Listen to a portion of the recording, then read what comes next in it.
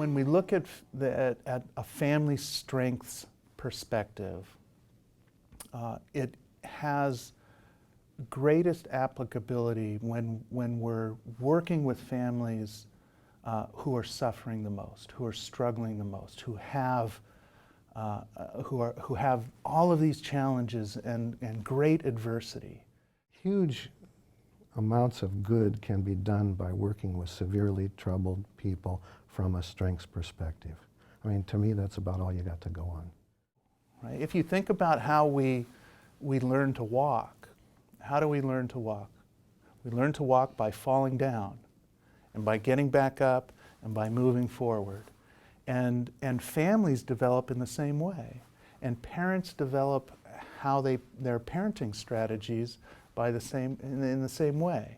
They try something and it doesn't work, and they have to try something different, and they adapt. Actually, the fact that the family recognize themselves that they are not perfect itself is a strength that, you know, tells us that they know they can do better. They recognize that they can do better, and they may try to do better. So that itself is already a strength. Are there families who seem to be managing well, who seem to be doing well, despite everything that's going on in their lives? People say, yeah, I know families like that. Somehow they're making it. And I wonder why or how. How are they making it?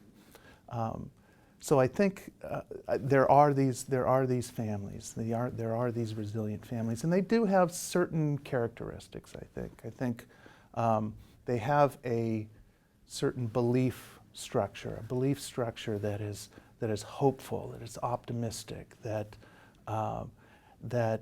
binds them together when the going is tough, right? So they have a belief that as a family, they will transcend this, that they will be able to move past this. This is a temporary condition in their life course, and they're going to see it through, and they will come out on the positive side. It's not going to get them down. So very hopeful. Okay, you've got that challenge of this or that or whatever you're dealing with. What strengths, you don't even have to say, do you have the strengths? You don't have. What strengths are you using to deal with that challenge? And if you do that, you come back with a different picture of that family. So when children grow up in families characterized by high levels of strength, they are prepared to move into families and become a family characterized by high levels of strength. Shame and blame aren't any part of the family strengths model. You can do wonderful things in a family without shaming people. Why do we make kids feel bad so that they'll do good, is the way one psychologist would say it? Why? What twisted logic is that?